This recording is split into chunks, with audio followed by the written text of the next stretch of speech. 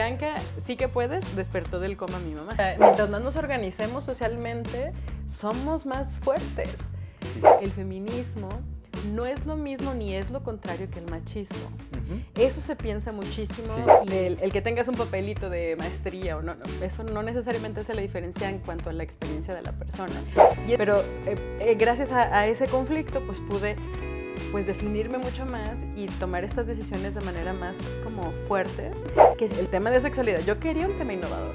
Yo dije, y uno que además tuviera un impacto social real. O sea, pues al cuestionarme todo eso dije, pues hay otras alternativas. Por ahí le exploré un poco al tema de los chamanes y como toda esta parte más energética. Y luego dije, bueno, este no es mi camino, necesito otro camino. Y entonces me encuentro con el budismo. Y eso por completo transformó mi vida.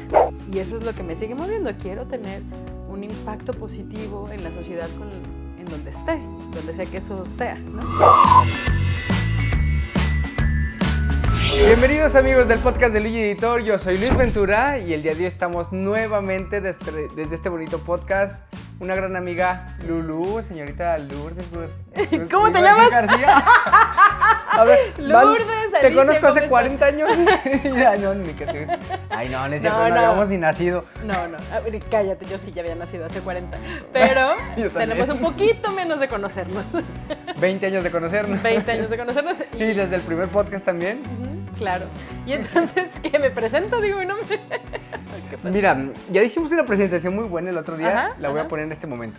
Les voy a contar todo lo que hizo. Es licenciada en Psicología del ITESO, maestra en Sexualidad y Equidad de Género del 2019-2021, coautora de 16 publicaciones de manuales para prevención de abuso sexual infantil desde la Fundación Paz.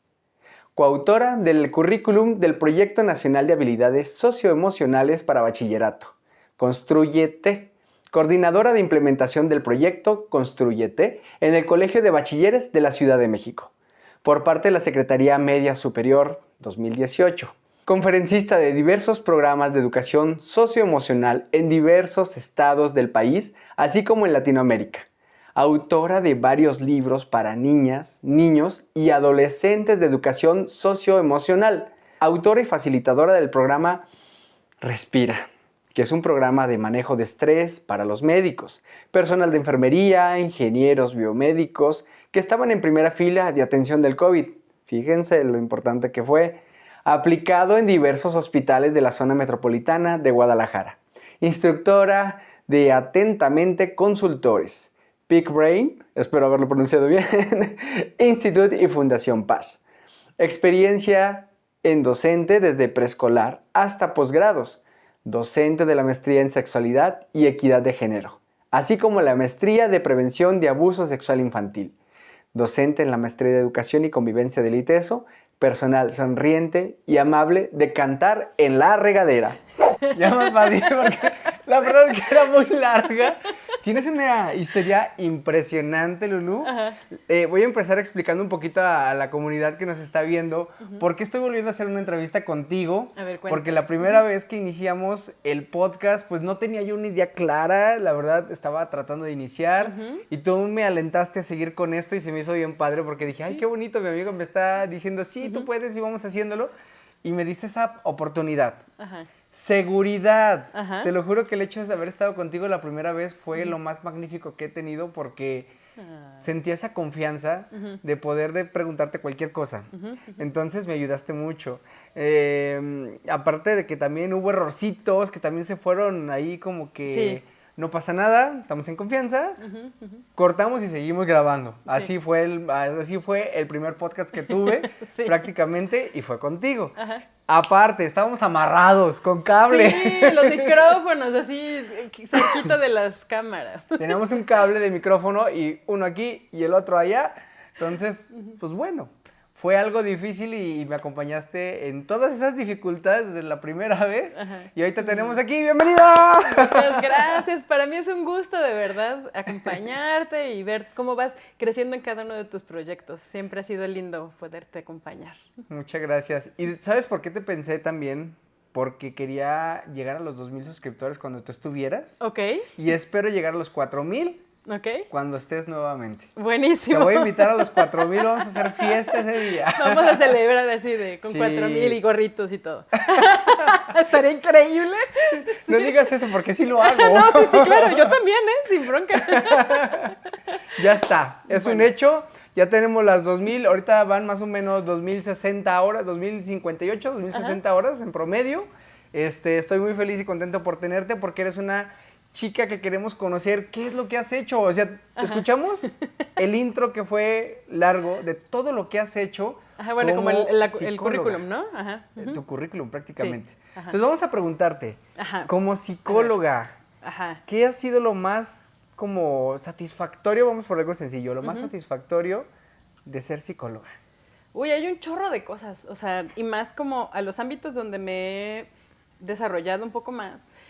Como psicóloga, más que en la parte terapéutica, que también la tengo el consultorio, pero eso ha sido relativamente nuevo. En la mayoría, digamos, como de mi carrera profesional, me dediqué mucho más a hacer o a elaborar proyectos de prevención de abuso sexual infantil, o de educación socioemocional, o de mindfulness, o de proyectos como educativos, más desde la psicología en la educación. Entonces, desde ese punto, algo que yo he disfrutado muchísimo es trabajar con grupos. Sí. Y como que ver eso que planeé en la cabeza y decir, voy a llevarles a tal reflexión, tal aprendizaje en colectivo, y luego llevarlo a cabo, eso ha sido como súper satisfactorio. Y ver cómo esto que pensé en papel, podemos verlo ejecutado en la vida cotidiana, en el aula o en la vida cotidiana. Eso por un lado. Por otro lado, el acompañar procesos es para mí súper, súper gozoso. O sea, ver cómo una persona va saliendo, no sé, de una depresión. Más estoy hablando desde la parte del consultorio, aunque también en psicología educativa, pues también ves procesos. O sea, no puedes no ver que la persona la está pasando mal, y acompañar y mencionar y decir.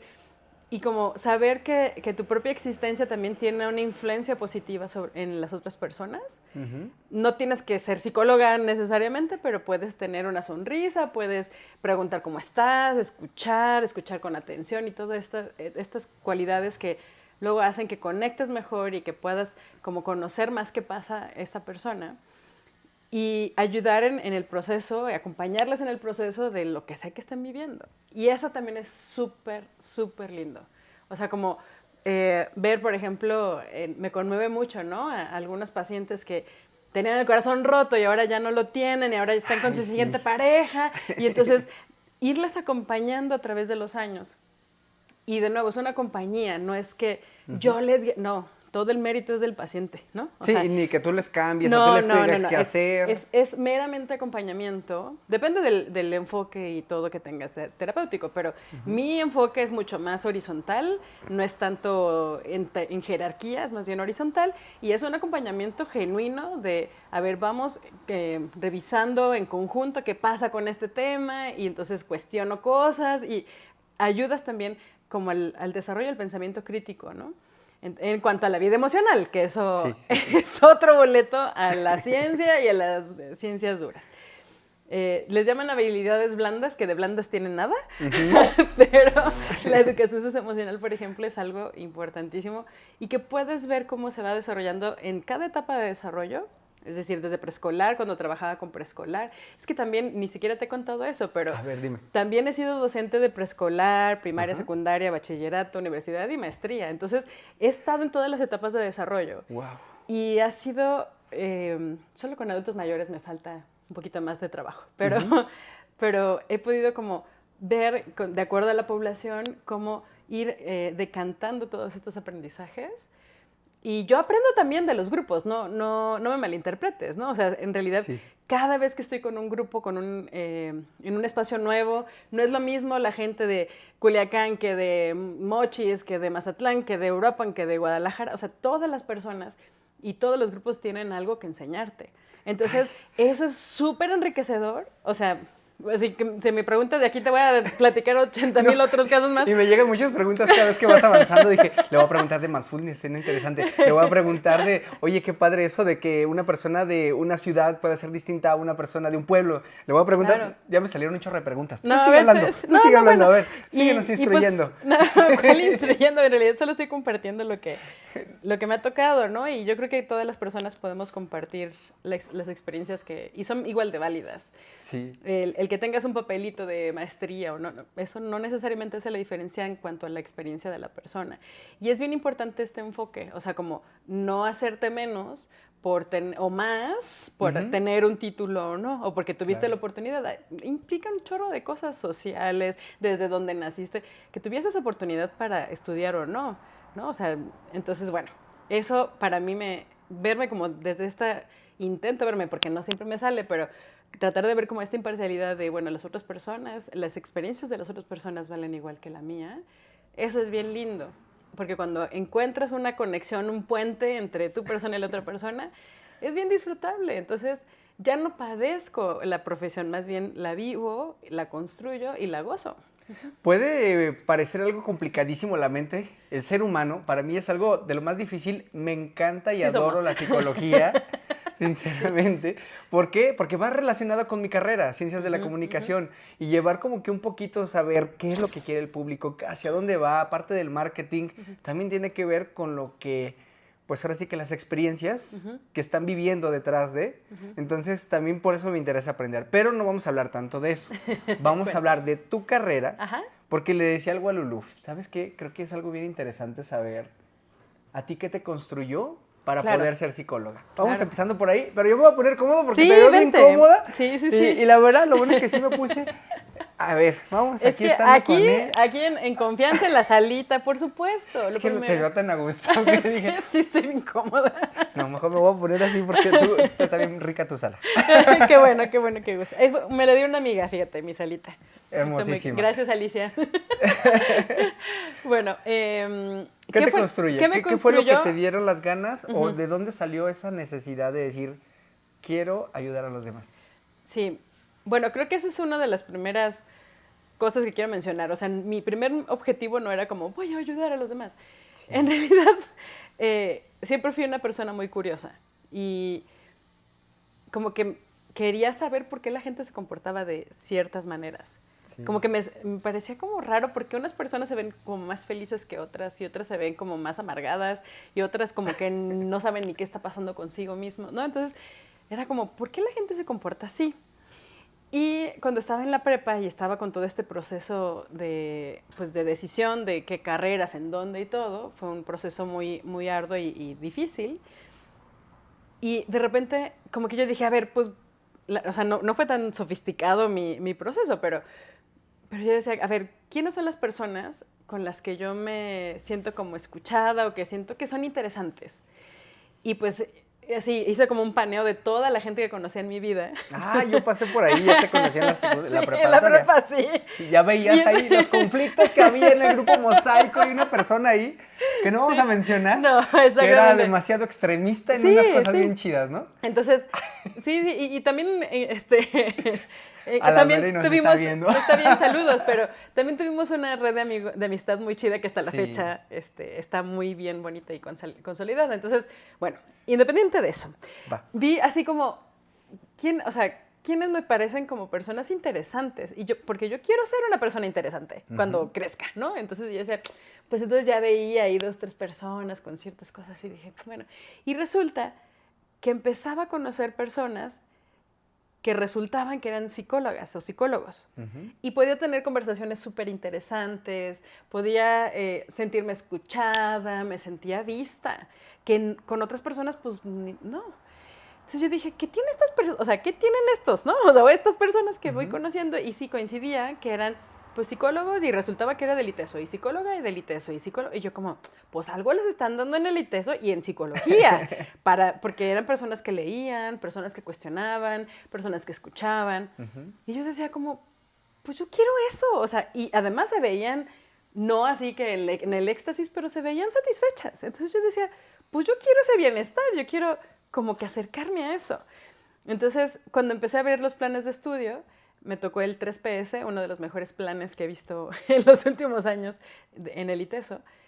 Y pues resulta que, eso a lo mejor no lo sabes, pero mi papá en su momento, aquí hay un mosquito, trabajaba en la UNIVA.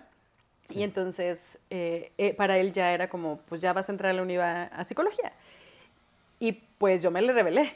Ándale. Y le dije, pues no, porque... Digo, son dos escuelas buenas, a final de cuentas. Sí, no estoy queriendo decir que no sea buena la UNIVA. El plan de estudios ahora es muy bueno también. Y he encontrado gente maravillosa de psicólogos de la UNIVA, ¿no?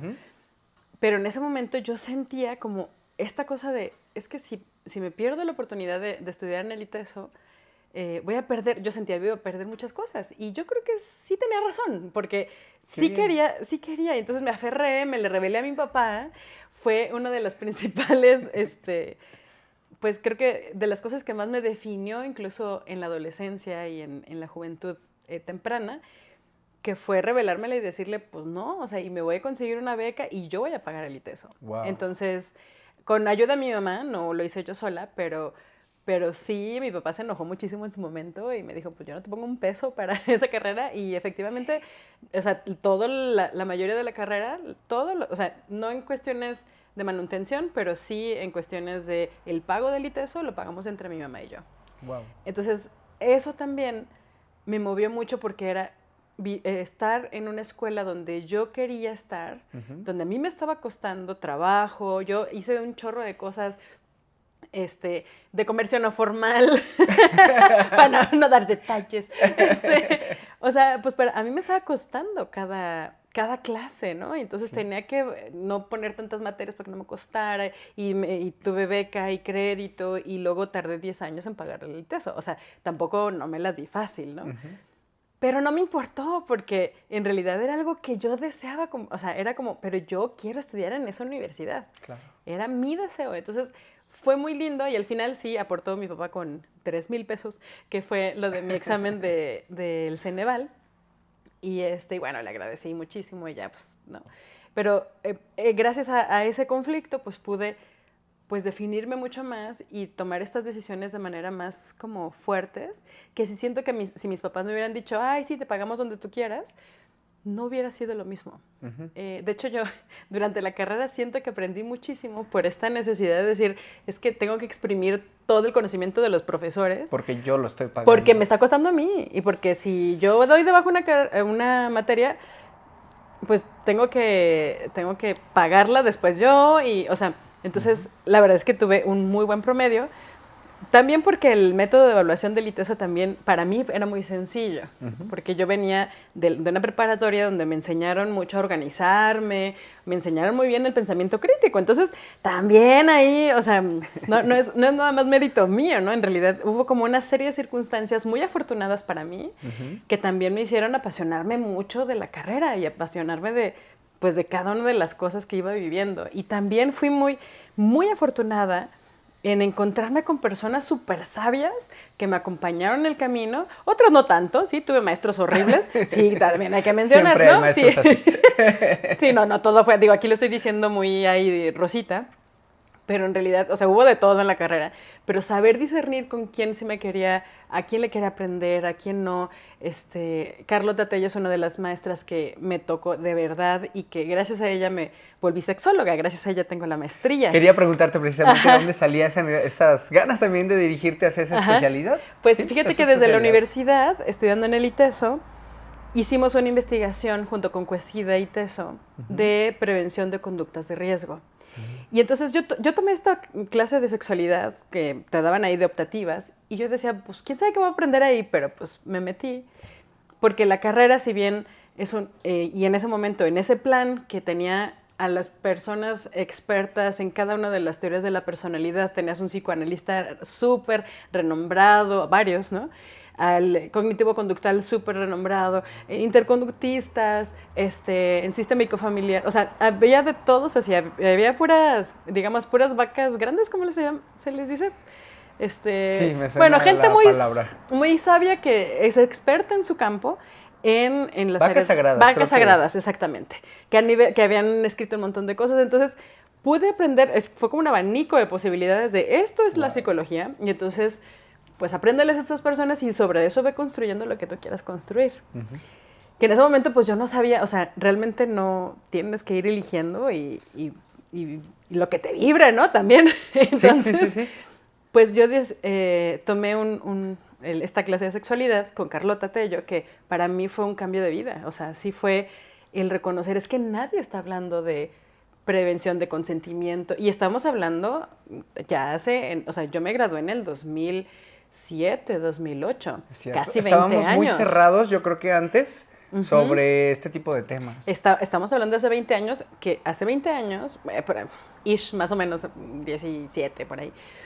Pues empezamos desde entonces a hablar de es tu cuerpo, de conocimiento y reconocimiento de las emociones desde la perspectiva de Paul Ekman y como toda una serie de planteamientos que ahora son un poquito más normalizados afortunadamente y que ya en las redes y después de la pandemia se han normalizado términos de consentimiento, responsabilidad afectiva, cuidar el cuerpo, la diferencia de los cuerpos, o sea, toda esta revolución que mucha gente no entiende, que es muy necesaria y que era como ya por favor, ¿no? Esta promoción, impulso del feminismo y bueno, y otros aspectos que eran necesarios porque en la sociedad, por ejemplo, esta investigación que hicimos en el 2005-2006 junto con Cuesida y Teso, decían, les pedíamos hicimos en todas las universidades, la mayoría de Guadalajara, aplicamos un instrumento que era larguísimo, bueno, ahí en la computadora lo respondían, y había preguntas de conductas de riesgo como si te habías querido desuscribir de la vida, ¿no? O sea, si habías tenido pensamientos suicidas, no sé si esta palabra la puedas poner en tu... Mejor la vamos a mutear. Pensamiento de desuscripción. De suscribir. Darse baja de la vida, ¿no?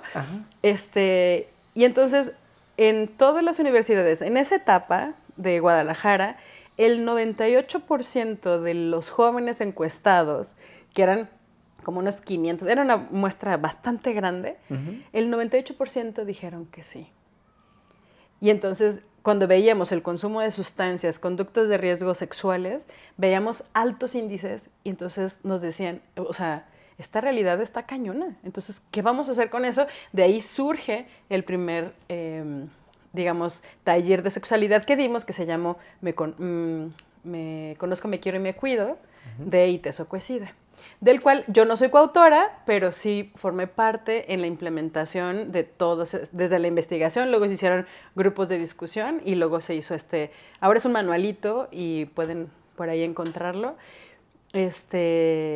y igual si no te lo paso porque es como de libre, para que puedan revisar. Lo puedan encontrar. Revisamos temas desde autoestima, autoconocimiento, manejo de las emociones, negociación de poder, consentimiento, la promoción de la vida sexual y reproductiva, el correcto uso del condón. O sea, una serie de cosas que veíamos en los grupos de discusión que la gente medio los hablaba, pero en realidad nadie los formaba, nadie te formaba para decir, ok, ¿quieres tener relaciones sexuales?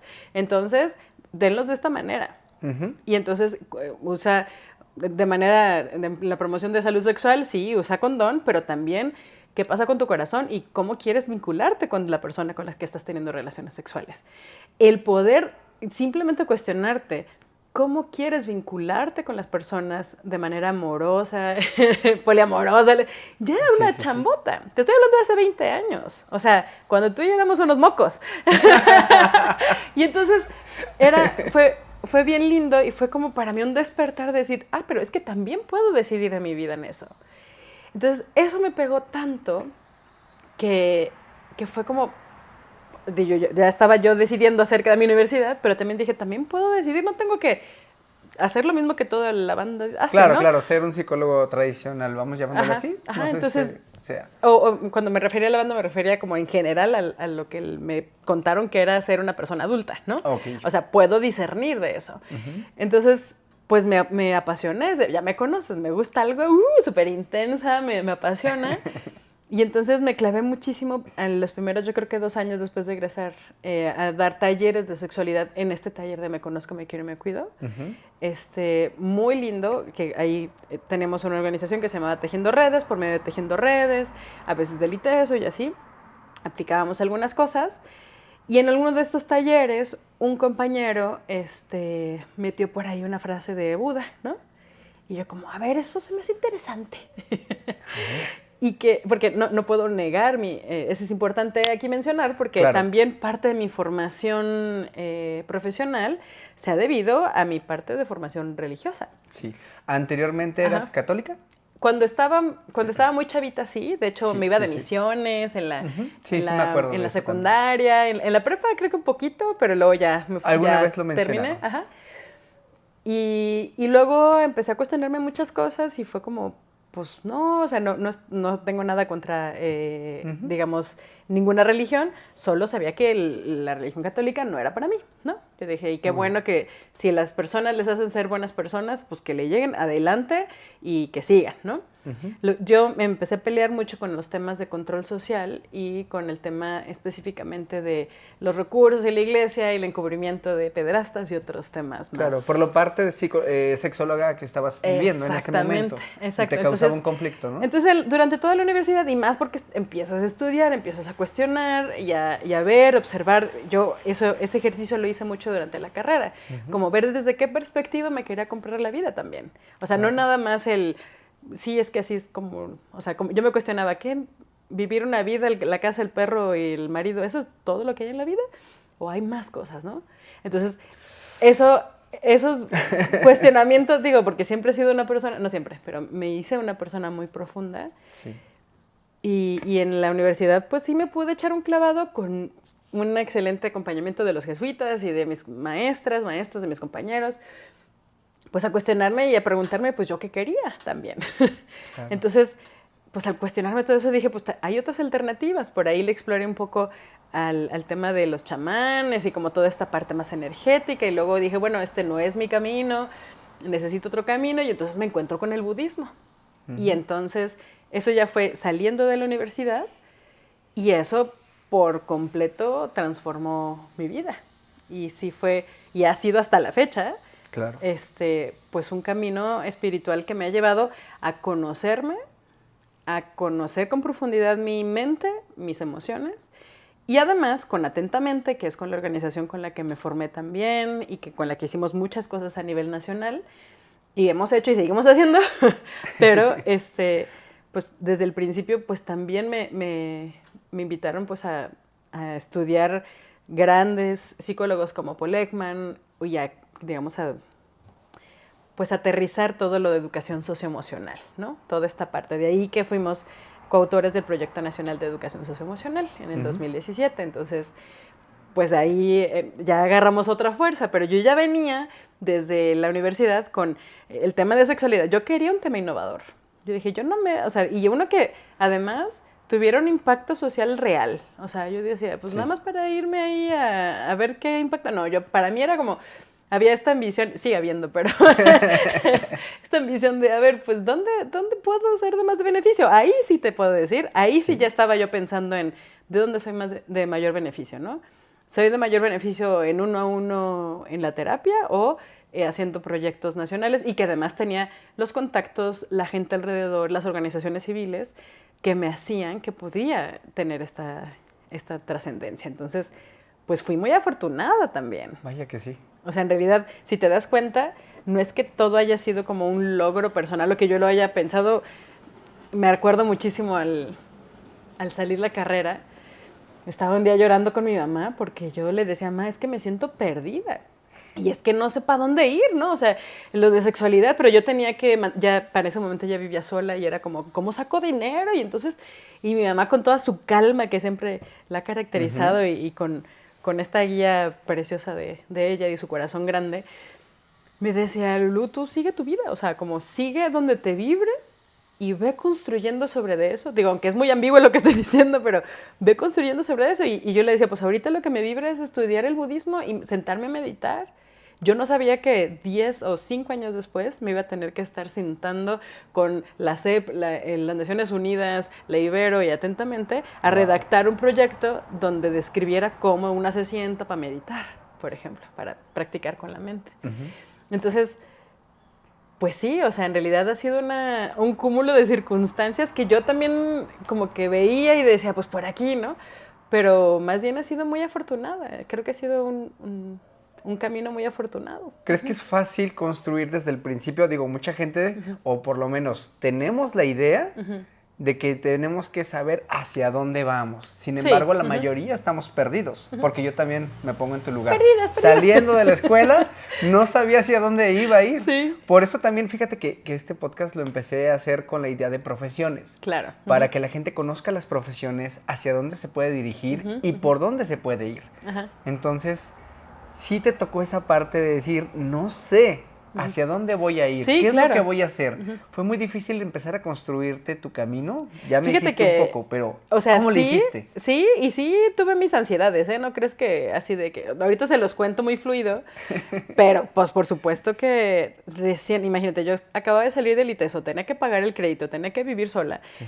O sea, porque yo estaba en un depita, ¿no? Entonces, me acuerdo que pasé hambre también, o sea, no fue así como que todo maravilloso. Por supuesto que en ese momento la comunidad de Casa Tibet, por ejemplo, sí me arropó muchísimo para, pues, mantenerme y, digo, no me mantuvieron ellos, pero sí me invitaban las comidas, por ejemplo. Sí. Y encontré gente maravillosa que me picharon comidas, que como Miriam Mendoza, que me regaló todos los cubiertos que sigo teniendo acá, ¿no?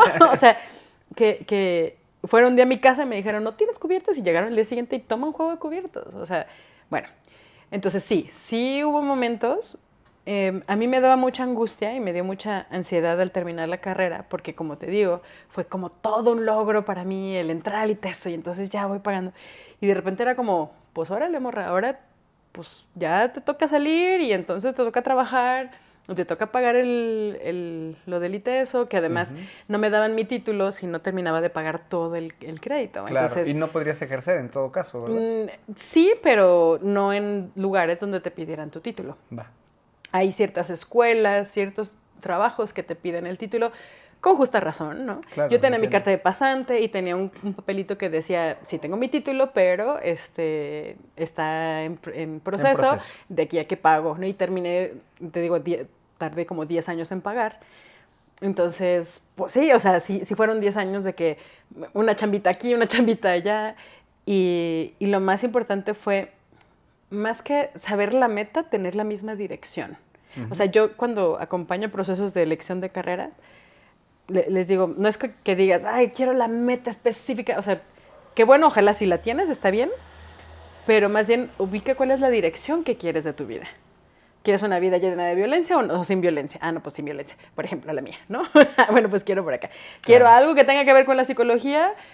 Eso sería lo utópico ideal. Pero si encuentro una chamba, que me encontré una chamba de, administré un lugar para adultos mayores por un tiempo, que creo que tú tampoco sabes, pero como por unos 3 años, inicié un proyecto de adultos mayores, que era se llama Cali y las Fuentes. Y eres como no es un asilo, sino es un espacio en donde los adultos mayores todavía tienen esta individualidad o independencia, pero están un poquito monitoreados, ¿no? Entonces, y les tenemos actividades increíbles era como un hostal para adultos mayores, entonces estaba chido. Y eso no necesariamente era un tema meramente administrativo.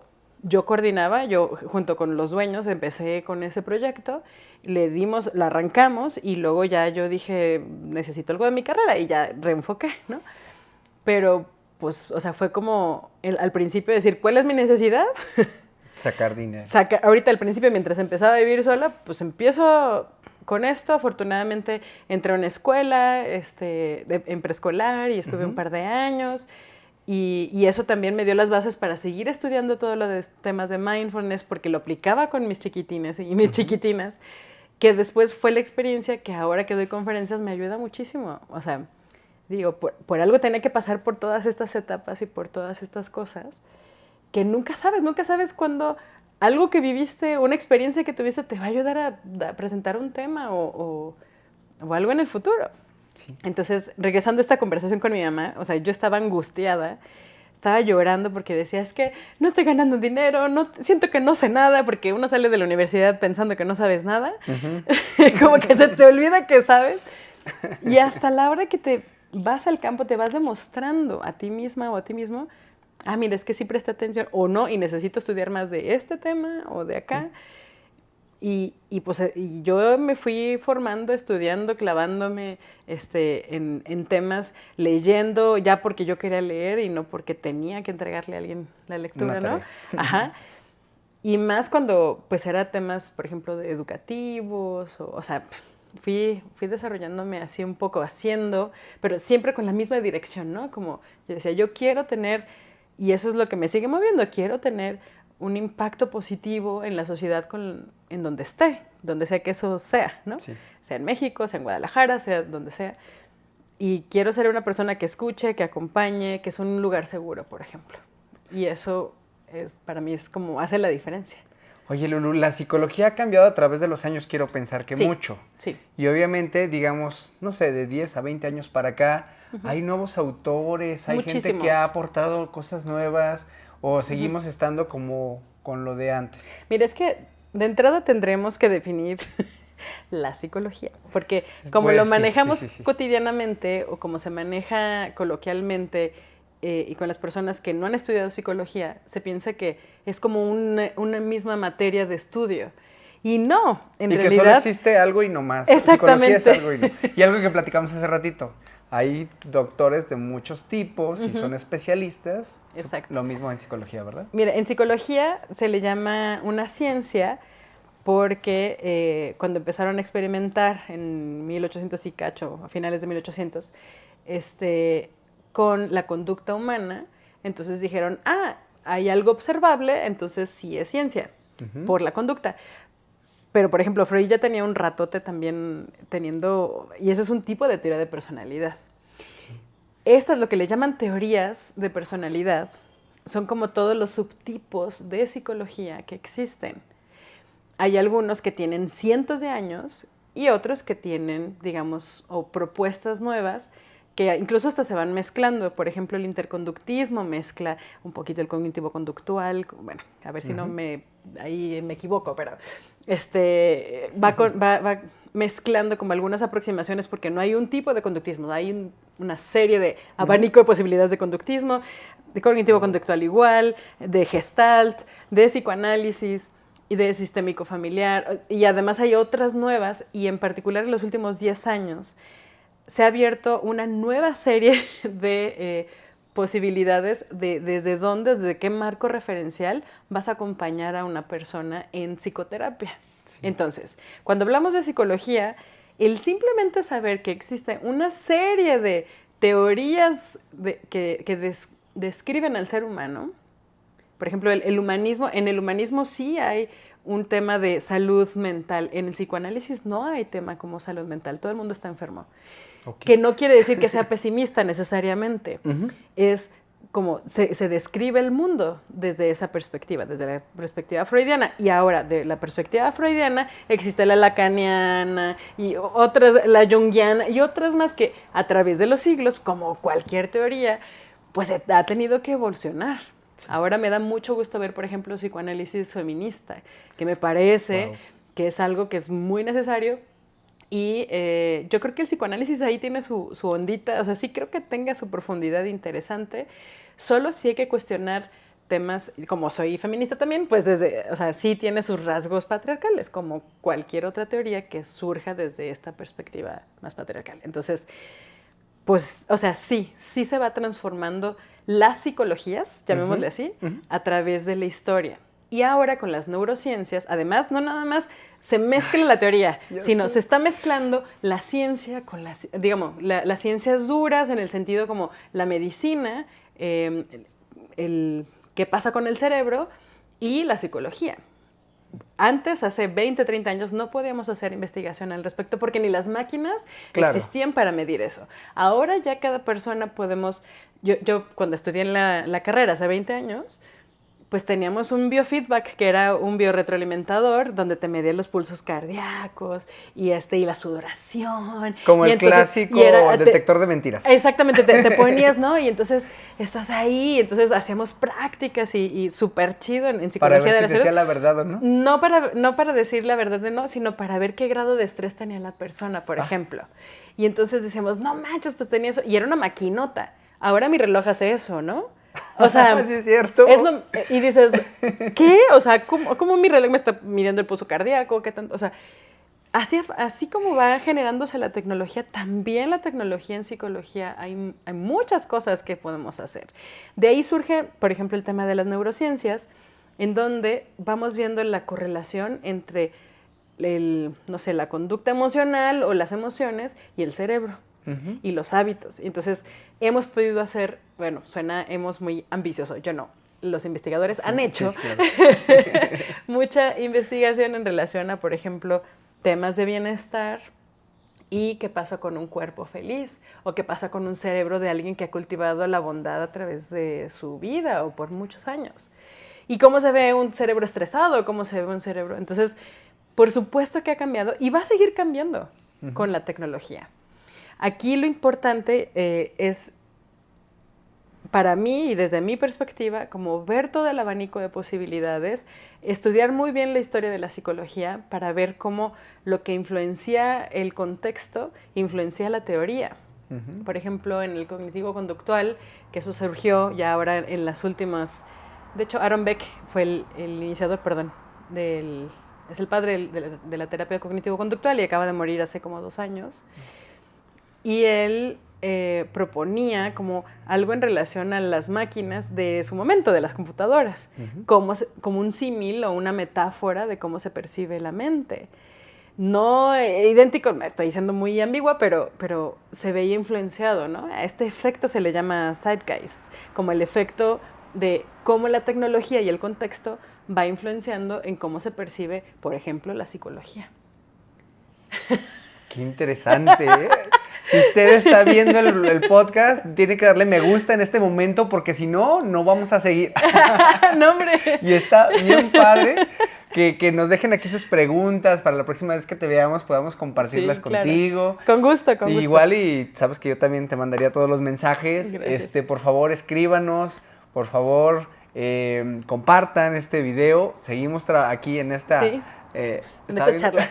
Sí, en esta charla. Lulu, vamos a retomar un poquito parte de tu cuestión de vida, porque digo, es súper importante que nos des tu opinión de lo que te gusta en tu carrera y todo. Sí, claro. Pero pues para que la gente te conozca un poquito más, ¿también tienes hermanos? Sí, tengo una hermana y un hermano que amo con todo mi corazón. ¿Te la llevas bien con ellos? Sí, me la llevo bien chido y yo siempre dije, bueno, yo soy la más chica, eso es importante.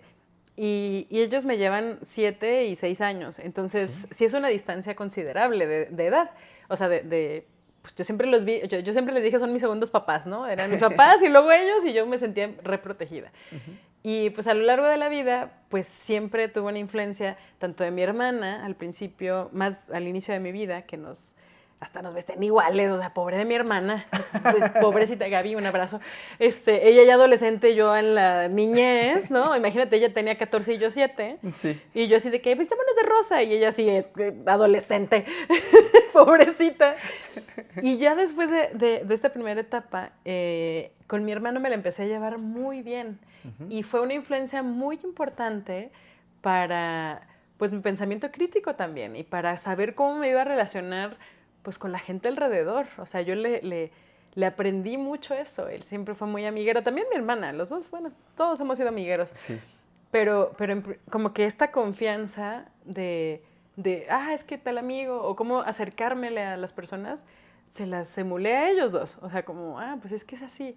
Y con mi carnal, pues siempre hubo una confidencialidad muy linda. Bueno, cuando estábamos morros, siempre nos peleábamos porque pues yo era la más chiquita y él era el más chiquito antes, entonces lo tumbó la burra, ¿no? Entonces, así le dicen, ¿no? De que era el más chiquito y luego ya siempre no, entonces pues hubo ahí un conflicto. Y pues en mi infancia yo me peleaba mucho con él y mi hermana me cuidaba mucho. Y luego ya mi hermana tuvo cosas que hacer, se fue de un año de misionera y no sé qué, y pues me quedé con mi carnal y con él encontré otras maneras de vincularme, muy chidas, que sigo y hasta la fecha nos la llevamos muy bien. No nos vemos tanto, pero porque es un workaholic, lo quiero mucho, pero es un workaholic. Yo también, la neta. Pero porque somos apasionados en lo que nos gusta. Y él hace cine, entonces pues es una carrera muy demandante. Entonces, pues sí, eso.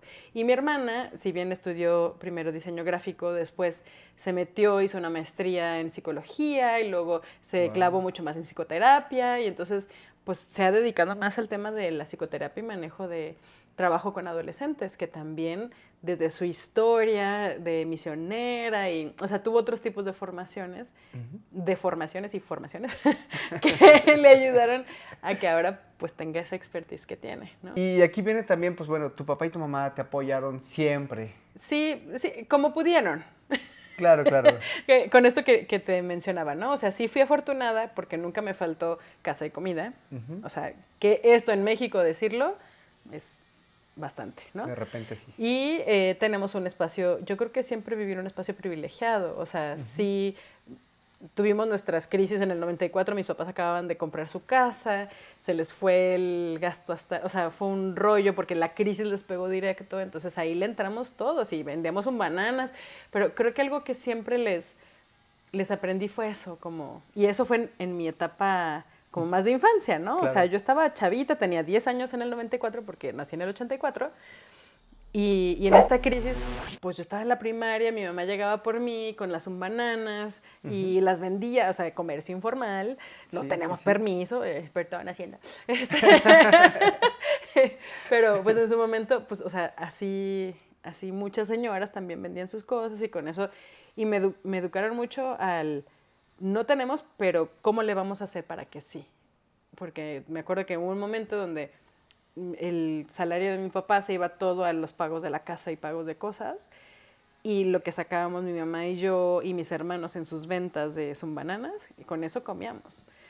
Entonces fue como luchar para tener esto, y entonces cuando ya las vacas no estaban tan flacas y ya se empezaban a hacer más gorditas, pues por eso es como esta alegría de compartir lo que tenemos, ¿no? O sea, para mí es muy importante eso, como decir, a ver, si te invito a mi casa y es, güey, come y ven y que no te sobres, o sea, como esa parte. Gracias, sí. Está chido. Y que también yo creo que es parte de que cuando yo la pasé también otra vez económicamente muy mal al salir de la carrera y al entrar a Casa Tibet y eso, como que me pude abrir a recibir también mucho de la aportación que estaba alrededor mío, pues. Claro. O sea, sí, en realidad no es que yo estuviera pidiendo así de que denme de comer. No, se acepta cuando te lo ofrecen de corazón. Pero si me lo acepta, o sea, si me lo ofrecen y mucha gente muy chida, Isabel González, Miriam, Rafael Flores, Leti Vega, o sea, mucha gente que observaron en mí en esa necesidad. Algunos me dieron trabajo, no me lo daban gratis, me dieron chamba y yo chambeadora siempre he sido. Entonces dije, órale, si voy a sacar 3 pesos, pues... Entonces me inventé cosas para poder sacar dinero y entonces que no tuviera esa carencia. Pero también tuve formación, por ejemplo, bilingüe. Estuve en un colegio privado en el CIH en toda mi formación de secundaria y bachillerato. Mi primaria fue en una escuela pública y donde como que obtuve más grados de inglés y donde lo practiqué fue ahí en el CIH. Y eso, gracias a eso, pude dar clases de inglés cuando salí de la carrera y entonces era como, mira, me puedo mantener y eso me dio de comer muchos días. Y son cosas que como que no pensamos hasta que no la necesitas. Como cuando yo me senté y dije, güey, o sea, ¿cómo le hago si tengo 200 pesos, que en su momento era un poquito más de lo que ahora son 200 pesos? Claro. Pero imagínense en el 2007, 2008, 2009. Al mes yo pagaba mi renta, pagaba así como mis cosas, y me quedaban 200 pesos para camiones y para comidas. Y yo decía, ¿cómo le voy a hacer?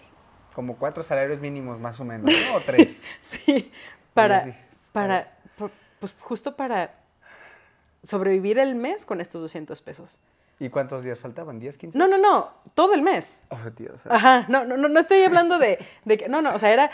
También pasé por algo así. Al mes, y era como, pues, lo invierto, a ver, ¿cuánto gasto en camión? No, pues, para la chamba gasto esto, entonces 100 pesos ya me iban, entonces tenía 100 pesos para comer un mes. Entonces, ¿cómo le hacía? ¿Cómo le hice? No tengo ni idea, pero nunca me faltó comida. Y mucho de eso fue porque mis círculos sociales, o sea, había veces que yo sí le hablaba, ahí sí, a tías, a mi mamá o mi papá, le decía, ¿me invitas a comer? Pues sí, y era como, ¿me invitas? pues porque no tengo para comer, o sea, porque no tengo nada en el refri, ni siquiera tenemos refrigerador. Imagínate.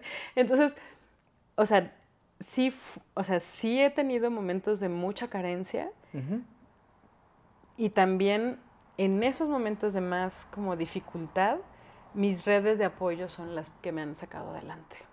Y es eso, importantísimo, ¿no? Cañón. Y es algo que veo que ahora la tendencia social es al aislamiento. Sí, cierto.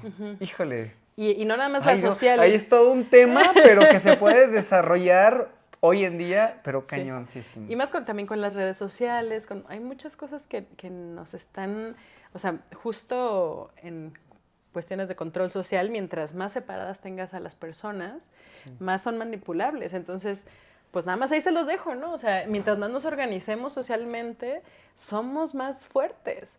Cierto. Entonces tendremos que regresar a este contacto, convivio y a veces es incómodo, pues sí, pues porque no nos gusta, pero hay cosas que molestan, ¿no? Y que no van a coincidir con la gente, pero pues esa... Quiero retomar un poquito hacia la parte que estás mencionando, pero con tus papás. Ah, ok. Con tu papá en específico, ¿en qué momento se va y qué tanto te afecta? ¿En qué momento se muere? Sí, refiriéndome a esta parte del contacto con él, pues, o sea, de lo amoroso que era contigo. ¿Cómo era contigo? Es un tema complejo. Al principio de mi vida, sí, era como muy... O sea, cuando estaba yo muy chiquita, sí, mi papá era una persona muy niñera, entonces como que, sí, jugaba más o menos ahí un poco. Cuando empiezo yo a crecer y a ser adolescente y a cuestionarme y a cuestionarlo, claro, no le gustó. Porque mi papá, pues, era una persona, era un tipazo, pero pues era un abogado, y era un abogado del PRI. Entonces, estaba metido, no en malos pasos, para nada, al contrario. Mi papá siempre fue muy sacatón de todo eso. Yo creo que te refieres a la parte de derecha, ¿no? Muy como cuadrado. Como muy rígido, exactamente, o sea, como hoy sería el PAN más que el PRI. Exacto, sí. Porque en aquella época era más así. En esa época no había... Nomás había no había manera de que hubiera oposición, ¿no? Entonces, bueno, para no hablar temas políticos. Pero era muy rígido, efectivamente. Y entonces nos costó mucho y luego viene este conflicto de la universidad y él pues le pegó cañón y pues a mí también porque dije, ¿cómo mi papá pues no me va a apoyar en esto? Y le tenía yo mucho coraje porque era como, por un lado sí me empoderaba y yo decía yo puedo y me empoderó mucho, pero por supuesto que hay una herida de, cabrón, eres mi papá y no me estás apoyando en la universidad y además soy buena haciendo esto, entonces ¿qué pedo? Y al salir la universidad, ya que entré al tema del budismo y mi papá empezó a envejecer muy rápido, se nos fue muy, muy rápido, murió como a los 62 años de un aneurisma, que además fue muy traumática su muerte, porque fue de un día para otro así, pum, ¿no? O sea, estuvo muy cabrón. Ya te lo puedo hablar así y sin llorar, pues porque ya fui a terapia varios años y aún así, pues sigue habiendo cosas, ¿no? Sí, se sigue sintiendo. No, claro. Y más que nada me quedó como la ansiedad de decir, es que ahorita está, pero luego ya no. Y cualquier persona puede morir de un aneurisma de cualquier edad sin tener antecedentes, ¿no? Entonces es un temota ese. Pero bueno, afortunadamente, antes de que le pasara eso a mi papá, él murió en el 2011 y yo entré al budismo en el 2008. Entonces me empecé a clavar muy cañón con el tema de la meditación, empecé a tener contacto con maestros súper sabios, entre ellos Tony Karam, y otros, en su momento pues yo me abría mucho con él y también con Lama Pema, que es otro, ahora le llaman Khenpo Pema, es un maestro también de budismo tibetano. Yo hablaba mucho como esta relación que tenía con mis papás, tanto con mi mamá como con mi papá. Yo me fui a vivir sola en una circunstancia donde ellos se separan y yo no quiero tomar partido con ninguno de ellos dos, entonces yo era la única hija que quedaba en la casa. Entonces, pues mis hermanos ya tenían sus vidas medio hechas y yo me quedé ahí, acababa de salir de la universidad y la vida me dijo, órale, aviéntate, ¿no? Y afortunadamente tuve a esta comunidad de Casa Tibet que te digo que me arropó mucho y que se convirtió en mi familia elegida. Y a los 2 años de que yo entro y me clavo muchísimo con el budismo, se muere mi papá. Sí. Entonces, en esos 2 años, al platicar con esta gente, con Lama Pema, con Tony Karam y con otras personas, que fui muy afortunada porque me escucharan, me aconsejaran, y además mi proceso terapéutico, pues, ¿no? O sea, no nada más suena solo lo espiritual, no, o sea, en realidad es un conjunto de cosas. Y me sugería Lama Pema de, pues, acércate y nunca sabes cuándo se va a ir tu papá. Entonces, piensa, si fuera el último día que él estuviera vivo, ¿qué le dirías? Y yo como, o sea, pues sí es cierto, ¿no? Entonces, tuve afortunadamente 2 años de salir a comer todos los jueves con él. Qué bien. Él pasaba por mí. Tenemos la misma dinámica, pero me acuerdo y es padrísimo. Literal, padrísimo. Pasaba por mí. Yo salía del trabajo de este lugar donde trabajaba con adultos mayores. Y en su carrito y íbamos al Colibrí, un cafecito acá por Las Fuentes. Y yo me pedí una hamburguesa con ensalada y él una hamburguesa con papas a la francesa. Porque sabía que yo pedí ensalada, pero siempre quería papas a la francesa. Y él sabía, o sea, eran como estos actos de cariño y amor que era como un lenguaje implícito de que con papas a la francesa y se me quedaba viendo como para que. Y entonces él no comía tantas papas, pero me daba y era como nuestro pacto como de convivir. Y fueron momentos donde finalmente pude conocer a mi papá, donde le pude dar un espacio pues muy, muy chido de conocer ya como yo una persona ya adulta, establecida con problemas económicos, pero lo veía desde otro punto y él reconociendo mucho más mi individualidad. Y afortunadamente me di ese espacio y di la oportunidad de vivirme esto con él, que a los 2 años se muere, de un día para otro, así, pum. Y pues sí, o sea, dije, qué bueno que les hice caso, qué bueno que pude, y no se me olvida. Y cada vez que veo a una persona y que quiero, les digo, te amo, y a mis amigos les digo que los amo, porque después de vivir una pérdida así, no te queda otra más que decir, pues no sabes para cuándo los vuelves a ver. Y tampoco se trata que nos deprimamos al respecto, más bien que justamente digamos, pues hay que aprovechar, porque neta no sabemos. Exactamente. Entonces, la última vez que vi a mi papá fue un momento maravilloso en donde yo creo que él, fíjate, como que yo creo que él sabía ya un poco que algo iba a pasar, ¿no?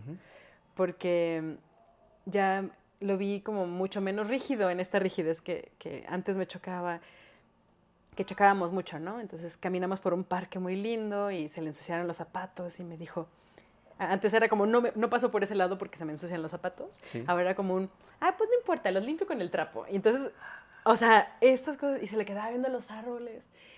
Y cuando me abrazó, ese último abrazo que tuve con él, fue uno de los abrazos más increíbles, porque, ojo, mi papá era muy rígido y no era de estos hombres que apapachadores, o sea, le costaba trabajo, siempre se trababa. Y en ese último abrazo, me abrazó con una calidez y de hecho hasta me abrazó tan fuerte que yo me solté primero. Usualmente yo lo abrazaba y él se soltaba como de ya quítate. Y ahora fui yo como, uy, y lo volví a abrazar y fue como, qué chido. Pero sí, como que algo me dijo cuando se fue. Dije, chin, va a ser la última vez que lo voy a ver vivo. Y efectivamente así fue. Entonces, pues sí. Y yo creo que sin mi acompañamiento psicológico, mi acompañamiento espiritual, la muerte de mi papá, de por sí fue traumática y horrible, hubiera sido mucho más cañona. Sí, por lo que cuentas, fue complicada toda la relación. Mucho. Y la verdad sí se siente feo cuando no estás cerca de la persona que quieres, que es tus padres, o en otros casos de gente que ni siquiera los tiene, ¿no? Claro, exacto. Oye, Lulu, y tu mami que es tan hermosa, sé que sufrió también un problema muy grave, que gracias a Dios está bien. Sí. ¿Cómo ha sido este acompañamiento? Uy, ha sido muy cabrón.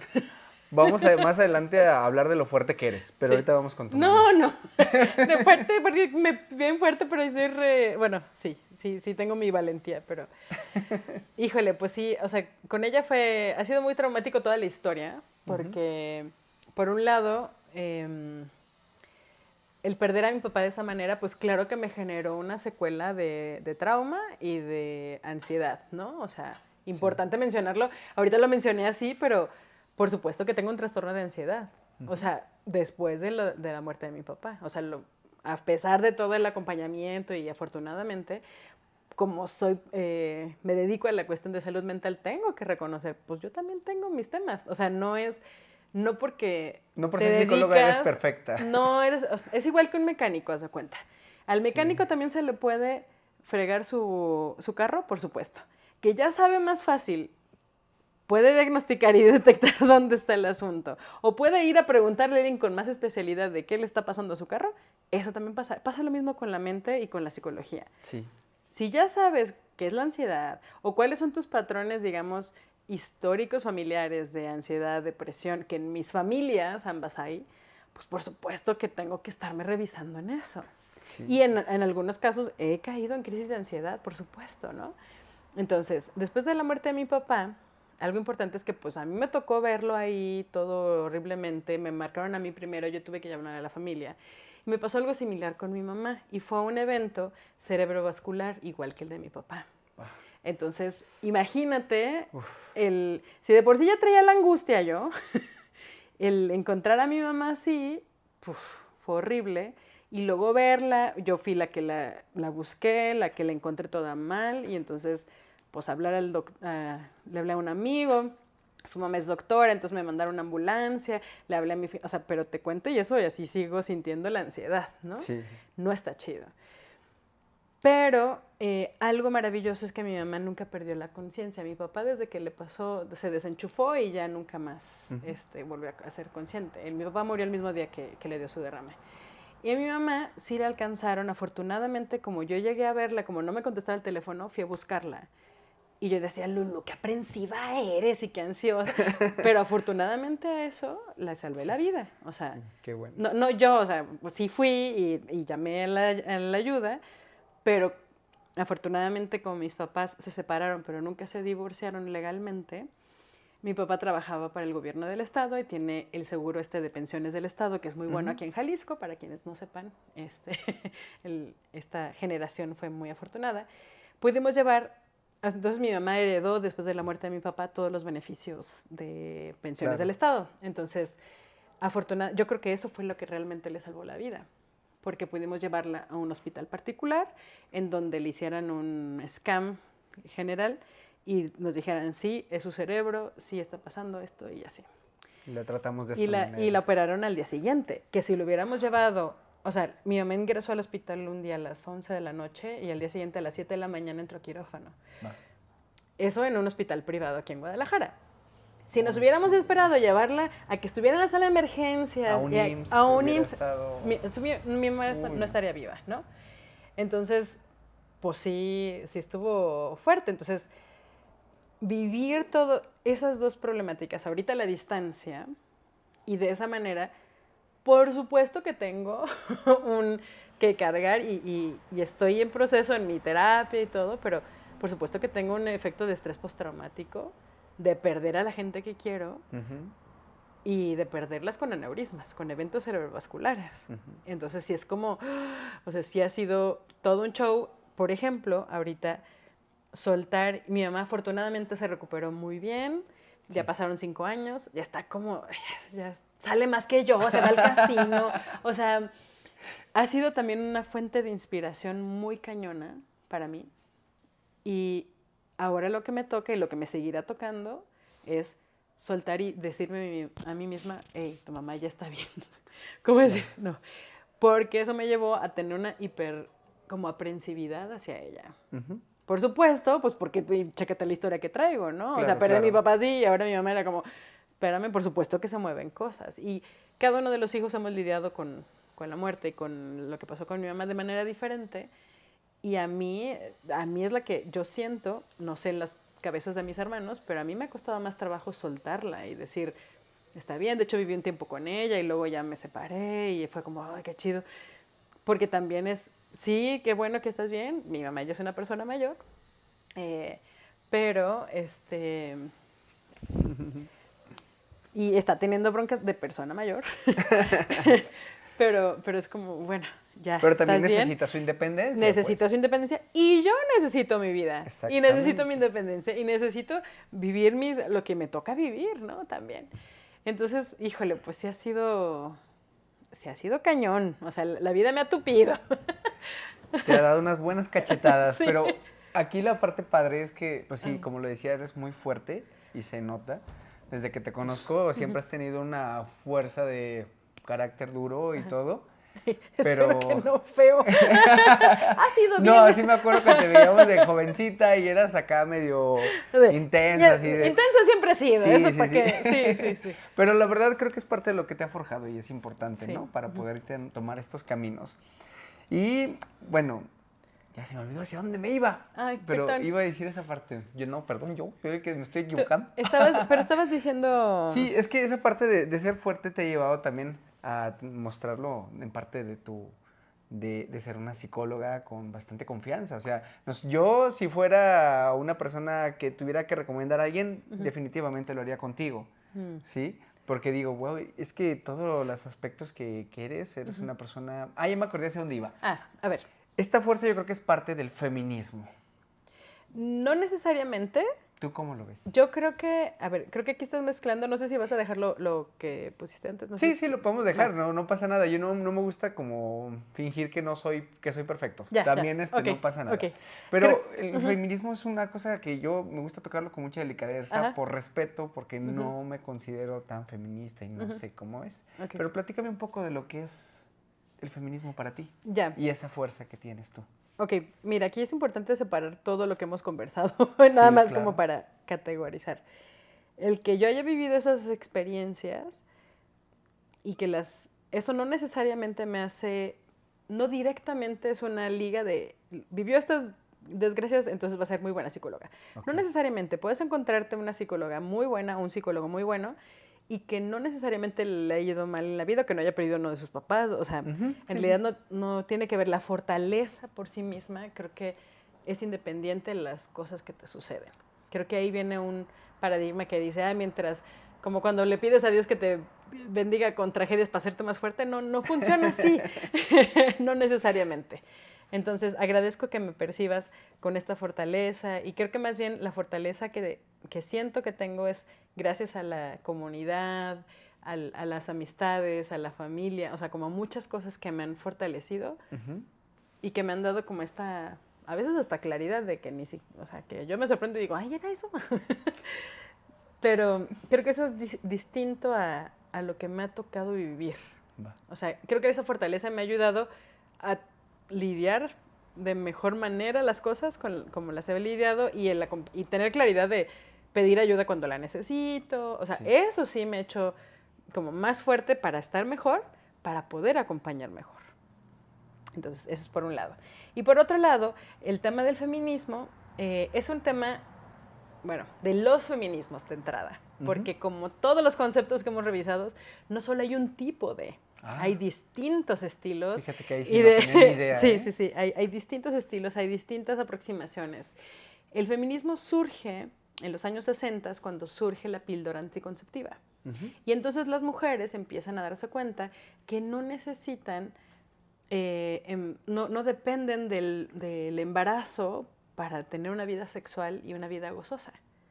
Y entonces se le llama esta parte de liberación porque entonces pueden tomar la píldora anticonceptiva y entonces decidir acerca de su cuerpo. Y eso les lleva al empoderamiento y a buscar la equidad. Eso es importantísimo que lo tengamos aquí en todas las cámaras. Sí. El feminismo no es lo mismo ni es lo contrario que el machismo. Eso se piensa muchísimo y la gente que no ha estudiado tanto el tema piensa que eso pasa, que son como temas polarizados. Sí, temas contrarios, por así decirlo. No lo son. De hecho, el tema contrario del machismo es el embrismo. El machismo es tener la creencia de que los hombres son mejores que las mujeres y que son superiores y hago todo un esquema político, social, para quitarle derecho a las mujeres. Y el embrismo es lo mismo, pero al revés. Sí. El feminismo no busca eso. El feminismo busca la equidad. El feminismo es como el parteaguas para decir cómo construimos un puente entre los géneros. De entrada, son las primeras personas que reconocen otros géneros que no es el femenino y masculino y reconocen a la diversidad sexual. Gracias al feminismo, gracias a esta promoción de la equidad, se ha logrado pues visibilizar muchos temas de diversidad sexual que pues en su momento ni había palabras para describirlos, ¿no? Entonces, pues sí ha sido una lucha a través del tiempo, en particular desde de 1960 hasta la fecha, y que se ha enfatizado muchísimo en los últimos, 15 años, por ahí, afortunadamente. Sí. Porque justo se han logrado iniciativas de ley, como la ley Olimpia. Buenísimo. Que nos favorece a todos. A todas no las nomás personas. A las mujeres. Exactamente. Y eso es lo que muchas poblaciones como que no perciben, como que piensan que es como... Pues sí, como, ay, vamos a matar a los hombres. No se trata de eso. No queremos... Hay una metáfora que vi en redes sociales el otro día que me pareció muy, muy acertada, que decía, el patriarcado o el machismo es como si un hombre estuviera con una bota, no sé si has visto esa metáfora. No la he visto. Que un hombre tuviera una bota en la garganta de una mujer y entonces le está ahorcando. Okay. Este es el machismo. Sí. El feminismo lo único que está buscando es, ¡ey, no me ahorques! No trata de matar al vato, solo está diciendo, no me ahorques. Y luego van poniendo por ahí algunas características, porque luego también hay mujeres o personas que se dicen que no son feministas y que están de acuerdo con el machismo porque piensan que eso es la equidad, y tampoco es. Entonces, bueno, pues el punto es, el feminismo, solo para cerrarlo, el feminismo lo único que busca es la equidad. En esta búsqueda de la equidad, en mi vida, sí, claro, por supuesto que he tenido luchas importantes que no han sido necesariamente la pérdida de mi papá o de mi mamá, bueno, en lo que le pasó a mi mamá, sino pues todo lo que, desde la educación, cuando empecé, por ejemplo, a clavarme más en temas de equidad y de educación sexual, me di cuenta que podía decidir una serie de cosas acerca de mi vida, de mi cuerpo, y eso chocaba directamente con muchas personas con las que me juntaba. Por ejemplo, por 8 años decidí, por decisión mía, no porque mi religión, dejar de tomar alcohol, por ejemplo. Y era una decisión mía, porque Lulú quiso dejar de tomar alcohol, porque yo tomaba muchísimo, no muchísimo, sí era media borrachilla, pero pues estaba en la universidad, entonces pues todo el mundo fuimos borrachos en la universidad. Yo no. Bueno, tú yo no. apenas empecé. Pero bueno, yo sí, sí me daba cuenta que el alcohol pues sí afectaba mis decisiones, afectaba mis vínculos, y cuando dejé de tomar, que fue más o menos al mismo tiempo que empecé a meditar, fue a traer un montón de conciencia a mi vida. Y entonces, en ese momento, fue como, decidir, pues no quiero tomar por mí. Y mis círculos sociales eran, pues no tan afortunados, o como que te vas vinculando, nos vamos vinculando con las personas según en las etapas que estemos. Pues mis amigos eran reborrachos, y entonces cuando se dan cuenta que dejo de tomar, pensaban que ya a mí no me gustaba divertirme. Y no, yo sí seguía saliendo, y me encanta divertirme, y me encanta bailar, y me encanta me gusta la fiesta, pero no me gusta pistear. Y eso no les quedaba claro. Y era como, pero es que ¿por qué no estás tomando? Y yo, pues porque no quiero. Si yo les decía no quiero... Pero yo te veía que tomabas antes, y mucho. Y ahora no. Y yo, pues porque hoy no quiero. Pero no, es que no puedes no querer. O sea, era una confrontación. Pero tú siempre has querido. No, y era una confrontación de... Si yo les decía, es que el médico, no sé, estoy tomando un antibiótico, un medicamento, o estoy tomando, o mi religión me lo prohíbe, bueno, está bien, no hay problema. Pero si yo, Lulú, decidía no tomar, era como, ¿cómo es posible que tú decidas algo así? O sea, era bien confrontativo. Y perdí muchas amistades por eso. Digo, desafortunadamente, porque pues sí eran gente que quería mucho, pero pues nada más no coincidía en su onda de emborracharse y de que su vida girara alrededor del alcohol. Entonces, cuando mi vida deja de girar acerca de eso, pues me empoderó y empecé a ver otras cosas, ¿no? Entonces, por ejemplo, ahí, que sí en particular, yo creo que yo sí me manejaba en un discurso muy machista y muy misógino. O sea, también reconocer mis propios machismos ha sido bien loco, ¿no? O sea, en mi historial de feminista, como decir, pues yo también fui misógina. O sea, yo también decía, no, las mujeres no son confiables y los hombres sí. Y luego decía, a ver, espérate, Lulú. O sea, ya cuestionándome después era como, ¿qué te estás diciendo? ¿Qué está pasando? Y mucha parte de mi preparatoria pensé así. E hice muchas amistades con esa como introyecto. Y por supuesto que cuando empiezo a decir, no, es que las mujeres también, o sea, no son competencia, las mujeres somos sororas, las mujeres nos podemos ayudar, acompañar, pues muchas cosas cambian. Y en la infraestructura social, si nos damos cuenta, pues también hay muchas limitaciones sociales de infraestructura, de derechos para las mujeres, aunque hemos avanzado mucho en el camino, afortunadamente, pero nos falta un buen camino. O sea, nos falta equidad en poder salir a la calle sin miedo, en seguridad, en reconocer. Y ha habido, después de la pandemia, un índice y un aumento tremendo en la violencia de género. Hubo un aumento en feminicidios. Sí, eso también lo noté. Sigo viendo noticias con que, fue un crimen pasional, cuando dices, eso es un feminicidio, no es un crimen pasional. Y muchas cosas, se maneja mucho la información. Y bueno, vi una noticia una vez de una chica que se suicidó con una sierra eléctrica y se hizo pedazos sola. ¿Cómo crees? Ajá. Y todo así como, sí, claro, se suicidó. O sea, perdón, se dio de baja de la vida.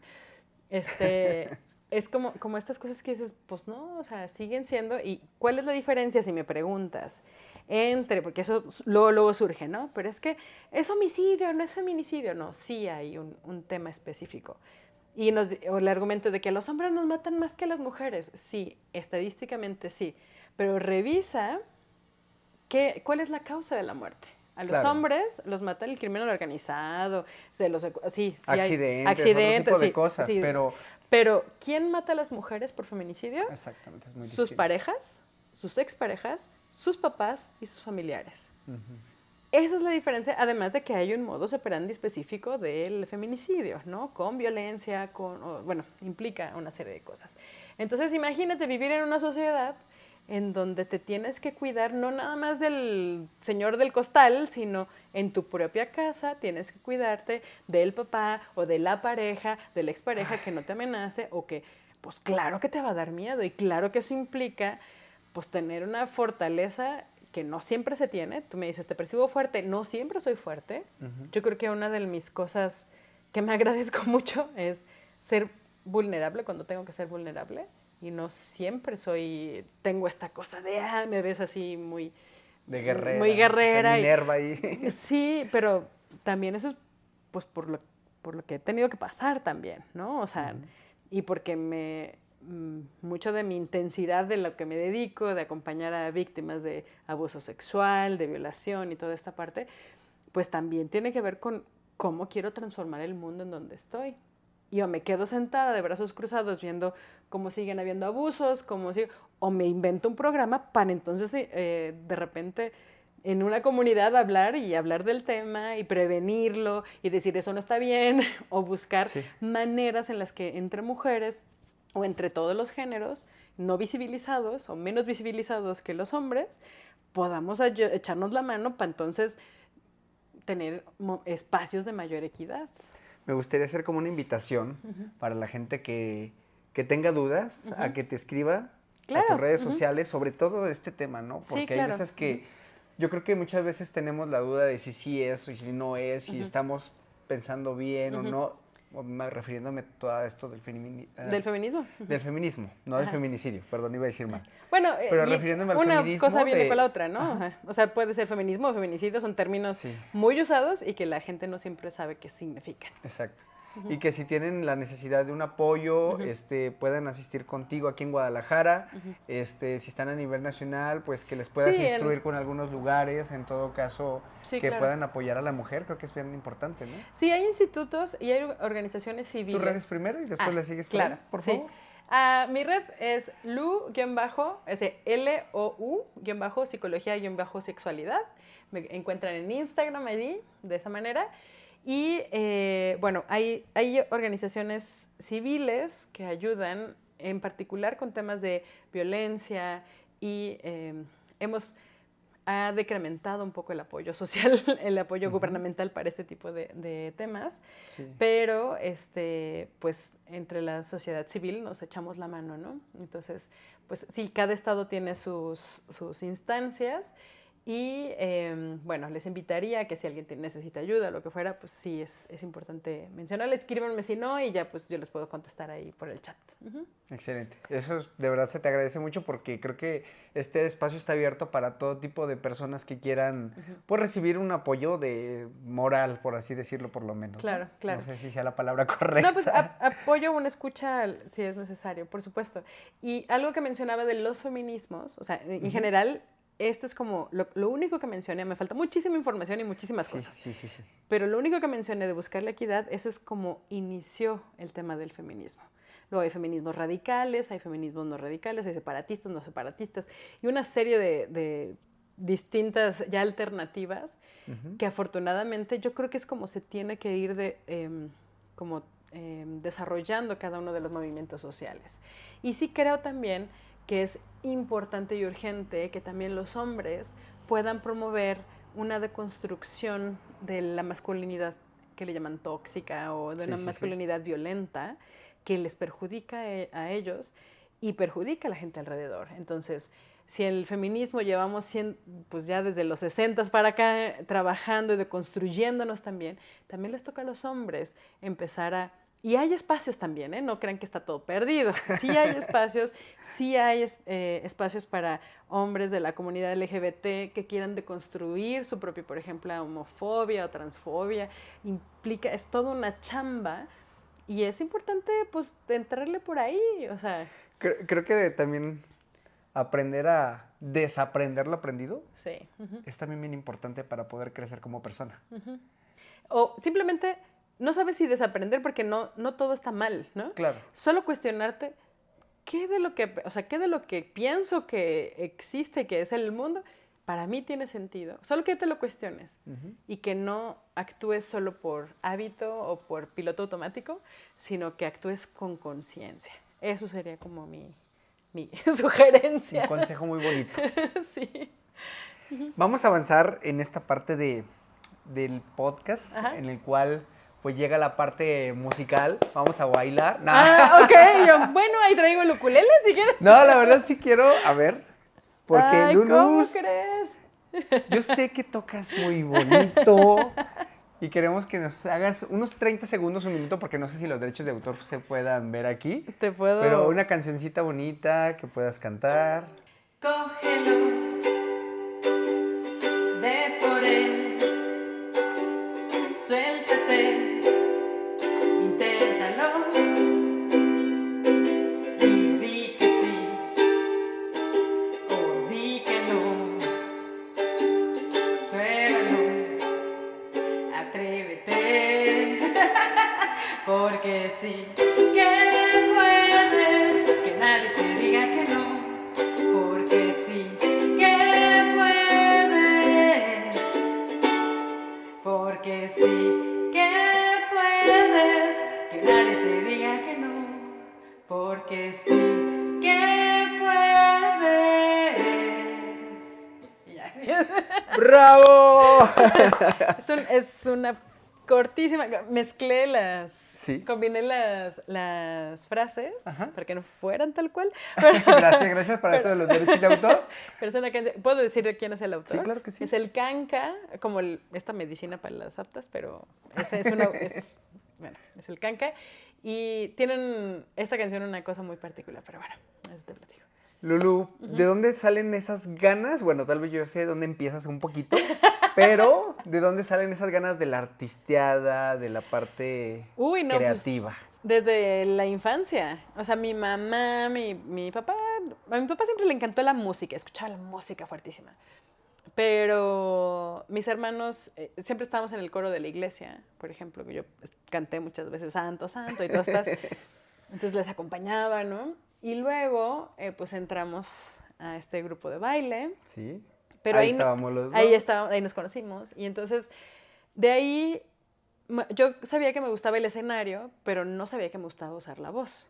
O sea, no cantaba, yo bailaba, ¿te acuerdas? O sea, me encantaba y siempre fui intensísima para bailar y así. Pero hasta muchos años después, tuvimos ahí un grupo, mis hermanos y yo, cuando mis papás se separaron, hicimos un grupo los tres, donde cantábamos covers. Íbamos a los cafés y cantábamos covers. Qué padre. Y ahí fue cuando empecé yo a notar como que, pues mi voz como que... O sea, yo según yo no sabía cantar y mi voz no era buena. Y era como, pues no. Y yo tocaba las percusiones porque desde la primaria estuve en la banda de guerra. Entonces tocaba el tambor y todo. Entonces le sé las percusiones.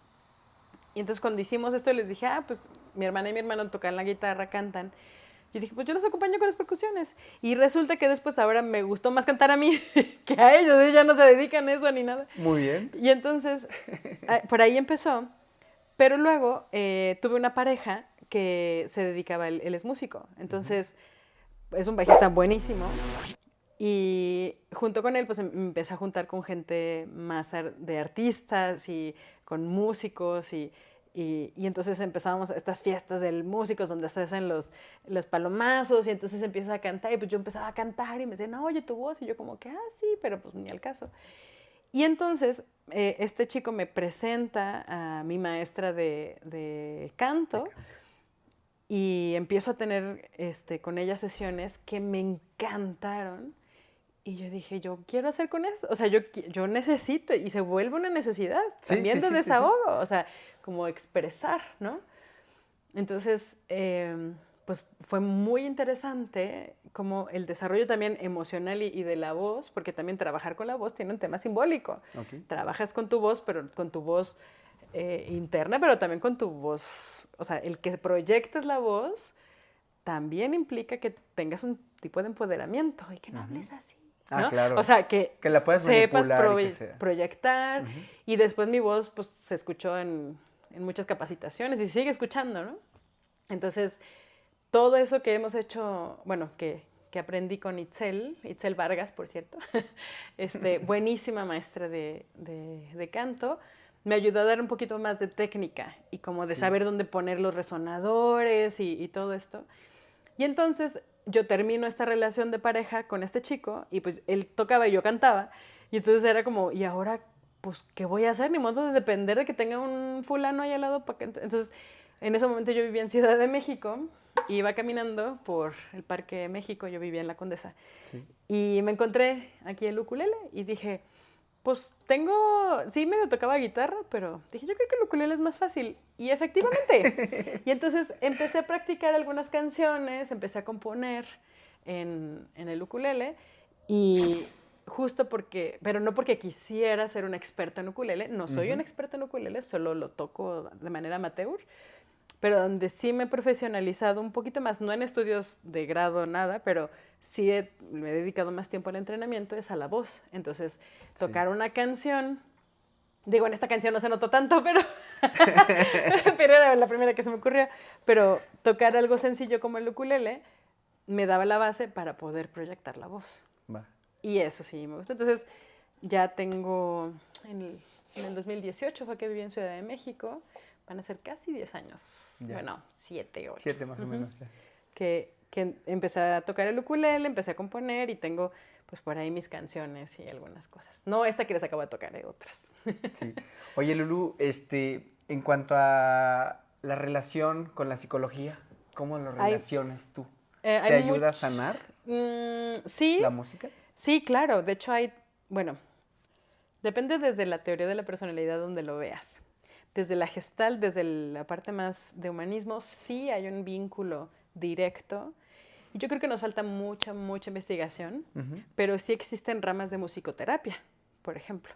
O sea, sí es una herramienta que se utiliza el arte para el desahogo, el desarrollo de procesos y de procesos mentales y emocionales. O sea, sí se vincula. Sí. Incluso la historia que te quería contar es que esta canción de Sí que puedes, que acabo de cantar, es del Canca y mi mamá me la enseñó un par de meses antes de que le diera su derrame, su aneurisma.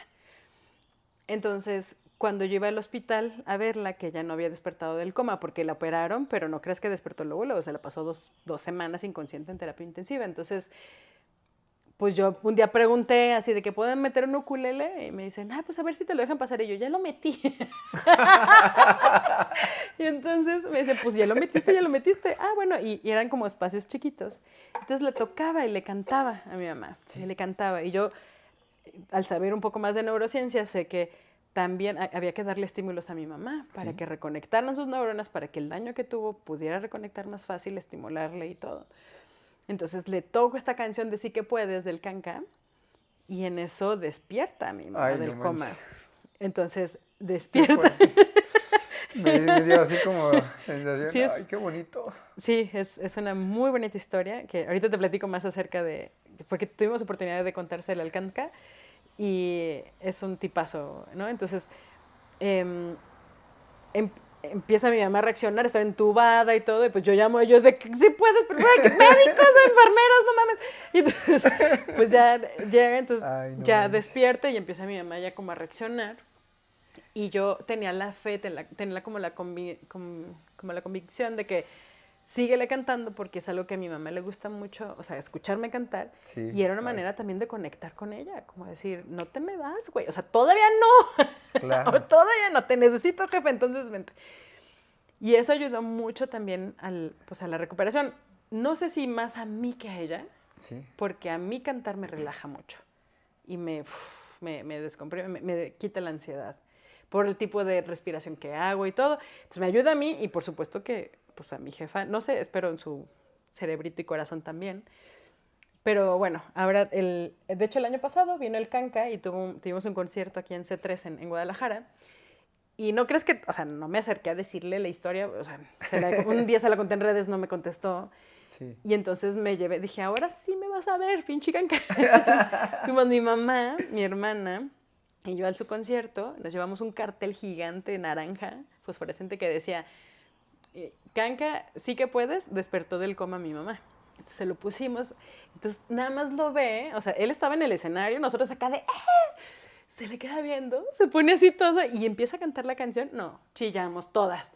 Y toda la gente alrededor, estábamos en el concierto, estábamos, yo así de, no manches, porque escuché la canción en vivo, llore y llore, volteé a ver a mi mamá llore y llore, y mi hermana también, y como 4 personas alrededor, llore y llore con nosotros, que nos conocían, pero fue muy bonito. Y bueno, también es como la música trasciende fronteras, trasciende muchísimos lenguajes y yo creo que nos falta investigar mucho. Yo sí soy una ferviente convencida de que hay muchas cosas que los seres humanos hacemos que tienen más sentido a nivel psicológico y espacio real, o sea, de que son reales y que ninguneamos nada más porque no tienen tanta investigación, pero no es que sean menores. Entre ellos la música. Quiero comentar algo sobre esto. Yo no tengo una, ¿cómo se llama? En Spotify ni en ninguna, no tengo listas. Prácticamente nomás tengo lo que me gusta de Caballo B7, que son mis favoritos. Pero sí tengo una muy especial que se llama Actitud. Y tengo puras canciones, que voy a incluir estas definitivamente. Esta del Canca es buenísima, por favor. Se llama Sí que puedes. Tengo como la de Sonrisa, una de Alejandra Guzmán que habla sobre quererse a uno mismo. Y la tengo como si fuera motivacional y me ayuda bastante. ¿Sí? Hay veces que me siento triste y digo, ok, pongo mi lista y venga, la empiezo a escuchar. Habla sobre amigos, o sea, varias canciones distintas, ¿no? Las clásicas Color de Esperanza. Sí. Entonces, creo que es bien bonito también pegarse a la música para reconfortarte. No, claro. Y por supuesto que hay música que te genera ciertos estados emocionales y mentales. Por ejemplo, a mí en lo particular, el metal me encanta. A mucha gente lo odia y no lo soporta. A mí me da energía y me gusta y me hace sentir, o sea, es como, me encanta. No siempre puedo y quiero escuchar metal, también depende mucho de mi estado emocional. A veces estoy muy contenta y puedo escuchar metal y ¡qué chido poner!, ¿no? Y hay otros días que digo, no, ahorita no quiero eso, ahora quiero escuchar algo más alternativo, sigurro, o sea, escuchar, por ejemplo, me encanta la voz de Silvana Estrada, pero me entristece profundamente Silvana. Sí. Es buenísima, pero tiene una nostalgia que yo a veces, en este momento de mi vida, digo, no quiero en este momento. Pero luego cuando ya ande nostálgica, pues la pongo y hasta la disfruto. hay correlación importante entre notas musicales y ciertos estados emocionales. Sí, sí existe. Sí. Y desde la música clásica, no crean que así apenas estamos descubriendo eso, ya teníamos conocimiento, ¿no? Había escalas prohibidas por los resonadores en la Edad Media y luego ahora ya se permite. O sea, hay muchas cosas de la teoría de la música, que yo no soy experta en música, pero que he sabido que pues sí tienen su impacto. Entonces sí, si ya sabes que andas tristona o tristón y quieres salir de ese estado emocional, lo mejor que puedes hacer es buscar una canción que te conecte y que te haga sentido para que te sientas mejor. No por el contrario, como cuando andamos dolidos del corazón y ponemos a José Alfredo Jiménez. Y que te duele más. Y te duele más. Y entonces, eso no es lo que se sugiere. Y a veces pensamos que eso es lo que más le ayuda a alguien con el corazón roto, cuando en realidad le está pasando mal y pues no. Como es el clásico rumiar, ¿no? Prácticamente. Exacto. O como la sala de despecho, ¿no? O sea, ¿por qué es tan popular ese lugar? Porque en realidad está aprovechando un mercado del odio que pasamos muchas personas cuando pasamos un duelo. Pero lo más saludable es ir a la sala de despecho, no necesariamente. Depende de dónde vas, en qué etapa del duelo estás, ¿no? Sí. O sea, no, si ya puedes reírte, bueno, cotorreas, está bueno. Y no es solo ese lugar de la sala de despecho. En realidad, cualquier lugar al que vayas y que pongan música puede ser que de tu agrado, neutral o desagrado. Pero si hay alguna canción que te genere algún estado emocional que no quieres, no la pongas. Y mejor busca playlists de canciones donde puedas decidir cómo te quieres sentir. O sea, eso también es parte de la regulación emocional. Saber que podemos decidir y que no tenemos que dejarnos llevar o dejarnos secuestrar por la emoción. Claro. Que no significa reprimir, ¿eh? No estoy hablando de eso. O sea, el control de daños no significa que, tengo que reprimir, no tengo que sentir. No, de hecho, para poder regular una emoción tienes que sentirla, identificarla y nombrarla. ¿Va? Qué bonito, ha sido una experiencia súper padre estar aquí contigo porque hemos hablado de muchos temas. Ya sé. Obviamente en esta ocasión pues la idea era hablar un poquito de tu vida, hablar un poquito de la psicología combinada con lo que te sucede, con lo que vives y cómo la vives sobre todo, ¿no? Sí. Por eso no era ningún tema en específico psicológicamente hablando, sino el tema eras tú, claro, tu vida, tus procesos, cómo has vivido todo esto. Y me falta saber qué viene para Lulú. Hay un chorro de cosas que no sé. ¿Tienes muchas metas hoy en día? No metas, pero sí dirección. ¿Te acuerdas que te dije? Va. Yo, bueno, Cierto. A veces no me queda tan claro. A veces sí me siento perdida, para serte honesta, ¿no? Sí me gustaría seguir siendo autónoma, me refiero económicamente hablando, seguir teniendo más abundancia económica, tener más cariño, construir un vínculo de pareja increíble que me haga sonreír también. Sí. Me gustaría pues continuar con todos estos procesos de educación socioemocional y haciendo esta transformación social y disfrutando el camino también, porque a veces como que me clavaba mucho en la meta y no disfrutaba el camino. Entonces, pues ahora también hacer las cosas con mucho gozo, esfuerzo gozoso se le llama en el budismo, y que para mí me gusta mucho ese término, que es disfrutar el camino, disfrutar el cuándo y cómo haces las cosas. Hay muchas cosas que no tocamos de acuerdo a lo que venía en ahora sí que en tu currículum, como la parte de los libros, lo que has escrito, con las personas que has colaborado, el montón de conferencias que has dado. ¿Algo breve de esto que nos quieras decir, las satisfacciones que te han dejado? ¿Satisfacciones dijiste? Sí. Híjole, pues,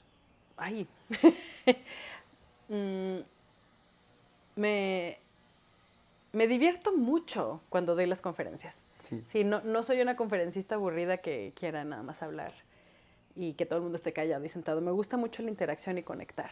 Entonces, como te decía, aprendo de cada uno de los espacios en los que estoy, de cada uno de los grupos con los que colaboro, de cada una de las personas con las que convivo. Y me gusta hacerlo divertido y como relajado, tranquilo, y creo que es la mejor manera de aprender también. Y no nada más lo creo, también los científicos dicen que eso es la mejor manera de aprender, con el aprendizaje significativo. Y pues también, te digo, me siento una persona muy afortunada porque gracias a los vínculos que he hecho o a las redes de apoyo que tengo alrededor, las organizaciones con las que he colaborado, con Fundación Paz, con Atentamente, con Tejiendo Redes, con Casa Tibet, ha habido como una red grandota de organizaciones que me han soportado y me han promovido para hacer, y han confiado en mí también, pues, claro. ¿no? Y pues yo de repente, no creas, me da medio vértigo el, ay, güey, es que demasiada confianza. Que te lleven a otras partes, a otros estados, que te lleven fuera del país también, ¿no? ¿Sí ha sido? Sí. ¿O nomás ha sido de viajecitos? Sí, no, o sea, he hecho viajes en todo el país. Fuera del país he dado conferencias, pero virtuales. Ajá. Y también ahora que estoy dando clases en ITESO, también en la maestría de Educación y Convivencia, ahí cuando fue virtual, los estudiantes eran de toda Latinoamérica. Entonces, por ahí ha habido el impacto. Pero no he viajado todavía a Colombia, a Costa Rica, o sea que me encantaría viajar a Latinoamérica o España para... Invítenla, ya saben, ella va con mucho gusto. Voy con mucho gusto. No cobra barato, pero va a ser muy significativo. Pero va a ser, sí, no sí. te creas. No, hombre, creo que eso sería como a lo mejor el otro día escuché que no hay que cobrar barato, que hay que cobrar bien. No, hay que cobrar bien, sí. Pues uno cobra lo que piensa que su trabajo vale, ¿no? Sí, claro. Y acá más bien, bueno, whatever.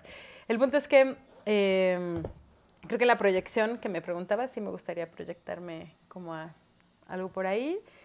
Y pues he sido muy afortunada de poder contar con esta red de organizaciones que te digo que me ha promovido y también de gente dentro de estas organizaciones que han sido expertas, gente como Emiliana Rodríguez, como Leandro Chernikov, como Daniel Labra, como Miriam Mendoza, que ya la mencioné, pero la vuelvo a mencionar, como Carlota Tello, o sea, como Fabiola Cervantes, Gaby Rojas, toda esta como comunidad de personas que en las distintas organizaciones les he aprendido mucho. Algunos de ellos fueron a hacer sus posgrados a Estados Unidos, entre ellos Leandro Chernikov y Emiliana Rodríguez también. Emiliana estudió en Harvard la maestría de Mente, Cerebro y Educación, que gracias a ella y a otros esfuerzos como el de Leandro Chernikov nos abrieron la oportunidad de colaborar con la SEP. O sea, todas estas cosas han sido meramente por las relaciones y los vínculos. Claro. No es nada más un tema de mérito personal. Por eso yo quiero hacer un énfasis en que si a alguien o a algo le tengo que reconocer el éxito que he tenido, los éxitos, porque he tenido muchos no éxitos también, ¿eh? No crean que todo ha sido maravilloso. También he tenido mis fracasos, pero también hay que aprender de eso y a seguirle. Pues parte de los éxitos que he tenido, o de que puedo hablar de que tengo tantas publicaciones y tantas cosas, han sido por las relaciones y los vínculos que he sido muy afortunada de tener. No solamente es mi mérito personal. Hay mucha gente brillante allá afuera que puede hacer un montón de cosas, pero que no tiene los vínculos y que no tiene los medios para hacerlo. Entonces, si eres una de esas personas, revisa qué vínculos te pueden llevar a que logres eso que necesitas. Ajá. Es una manera como de crecer. Sí, claro. Porque, digo, somos seres sociables. Ajá, sociales. No sé si esa es la palabra. Y necesitamos los unos de los otros, así que por favor ya no se encierren totalmente en su celular, háganos el favor de abrirse un poquito más, sigan construyendo comunidad, así como nosotros, porque eso es parte de lo que nos va a ayudar a vivir una mejor vida cuando estemos grandes. Sí, o incluso ahorita, ¿no? O sea, no tenemos que, no es una inversión a largo plazo necesariamente. Y algo que sí pues recupero es como, pues también ser agradecida, eso me ha ayudado mucho a pues no cerrarme puertas, ¿no? Nunca sabes con quién te vas a topar en el futuro, que sea la persona que decida si te dan una chamba o no. O sea, entonces, pues sé amable siempre, ¿no? O sea, es una manera, claro, dice el Dalai Lama, inteligentemente egoísta. O sea, como muy inteligente de decir, quiero que me vaya bien chido, pues entonces voy a tratar de cerrar bien con la gente que está alrededor. Claro. Pues vamos a cerrar este podcast, desgraciadamente, que ha durado un montón, que me ha encantado. Pero antes de terminar, vamos a decirles algo importante. ¿Cómo fue como nos conocimos? Porque nos lo brincamos y yo sé que no querías tocar ese tema. Porque diario nos dicen en las fiestas, ¡que baile, que baile! Y nos salimos, nos desaparecemos. Pero el día de hoy, pues bueno, Nos conocimos cuando estábamos en un grupo vocal coreográfico, imitador, vamos llamándole así, para que la gente lo entienda. ¿De quién era? Pues imitador de varios grupos del momento, ¿no? Como de imitadores de Cabá, de ABBA, de OV7, de NSYNC, ¿no? Entonces teníamos coreografías, bailábamos y cantábamos. Bueno, yo no cantaba, yo no era de la gente que cantaba, pero yo bailaba. Queríamos, hasta cierto punto queríamos ser artistas, ¿sí? Fue como que nuestro momento, pero obviamente la vida nos da otras herramientas, nos lleva a otros caminos que también se agradecen, sinceramente. Yo sí me dediqué un poquito más a la producción, a la parte de seguir con esto, porque me encanta estar en las cámaras, aquí manejándoles, hablándoles por aquí. Por allá. Ese fue mi estilo. ¿A ti qué te sirvió el grupo para tu vida? No, un montón de cosas. O sea, desde el empoderamiento pararme frente al escenario y tomar un micrófono, que ahora lo tengo que hacer muchísimo. Me dio tablas para sentirme segura frente al escenario. ¿Sí fue tu primer Sí, digamos público? que fue la primera vez que me enfrenté cuando estuvimos en las fiestas de octubre. A eso es a lo que voy. ¿Te tocó con Ragazzi? Sí, claro. Abrimos. Para que la gente lo sepa. Antes, bueno, yo creo que todavía se sigue usando, ¿no? Que un artista le abre a otro artista. Sí. Pero en aquella ocasión nos daban oportunidades a los pequeños talentos como nosotros, que apenas iniciábamos, y pues nos tocó abrirle a Ragazzi. O sea, literal, después de nosotros siguió el grupo Ragazzi. Y éramos 14 personas, 12. Éramos como 12, 14 por ahí. La banda Mosaico. Éramos un montón. Imagínense que están 4 personas con un micrófono cantando una rolita y los demás atrás bailando. Porque recordemos que eran los 2000, ¿no? Exactamente. O sea, también... Para que nos ubiquen ahí, tipo 90s Pop Tour, de ahí andábamos nosotros. ¡Hace 26 años! Vaya que ¡Cállate! Sí. ¡Qué hermosura! Bueno. Yo también me puse rojo. Me está dando pena lo que sigue, Lulu. No, hombre. Bueno, y entonces, pues estuvo chido. Esa vez sí fue la primera vez que estuve como en el escenario frente a tantas personas, porque sí eran bastantes. Yo me acuerdo que nos dijeron la cantidad. ¿Cuántos eran? 40,000 personas. Imagínense enfrentarse. ¿A qué edad tenías? Yo tendría unos 17 años. Yo 18. 19. A esa edad, enfrentarse a un público de 40,000 personas, se necesitan mucha fuerza. Sí, huevos y ovarios. Porque si lo decían varonil, se iba a ver muy machista. De todo. Se necesita mucha fuerza. Y lo hicimos. O sea, lo hicimos, estuvimos ahí, bailamos, nos grabaron, todo estuvo súper y ya. ¿Te acuerdas de la sensación de estar ahí parado? Imaginen, los que conozcan o los que no, Auditorio Benito Juárez, ahorita ya caben, creo que máximo 40,000, pero antes cabrían 60 y tantos porque no había asientos. Entonces, hoy sí se puede sentar una persona y ya, te quedas de aquí a aquí. Y antes te pegabas contra la comadre para caber todos porque venía toda la familia. Y era gratis. Sí, era gratis. Entonces, todos llegaban y todos se sentaban y era muchísima gente. Eran muchísimas, me acuerdo mucho de esa sensación, que es lo mismo que siento cuando voy a salir a cualquier grupo, o sea, ahora que doy conferencias de 500 personas, o sea, es que son un número bastante grande, siempre está esta emoción previa, ¿no? O sea, pero ahora en vez de cantar, pues ahora les platico de la parte emocional, que tiene su reto también, pues, y también la voz tiene su reto, por eso es interesante, pero sí, pues justo de ahí, y yo creo que fue de las etapas, porque no nada más estuvimos en ese escenario, también estuvimos en otros espacios, dimos un rol por todo Guadalajara, con distintas instituciones, y fue un momento que yo me acuerdo de mucho gozo de compartir, había otros grupos también y bueno, pues creo que fue una etapa muy linda que luego ya, o sea, a mí me quedaba claro que me gustaba hacer, pero que no me iba a dedicar a eso. Claro que sí. O sea, que Dios, bueno, pues, pero siempre había, pues ya se dan cuenta, ahora con el ukulele hay una beta de artista. A final de cuentas volvió a salir esa parte artística. Sí, claro. Pues muchas gracias, Lulu. Nos vamos a despedir de ti. Un abrazote porque de verdad te quiero. Una persona que se da a querer demasiado. Pero para despedirnos les vamos a bailar un poco de la de NSYNC. ¡No! ¡Bye! Para decir adiós. Para decir bye, pero aquí 1, 2, 3. Bye.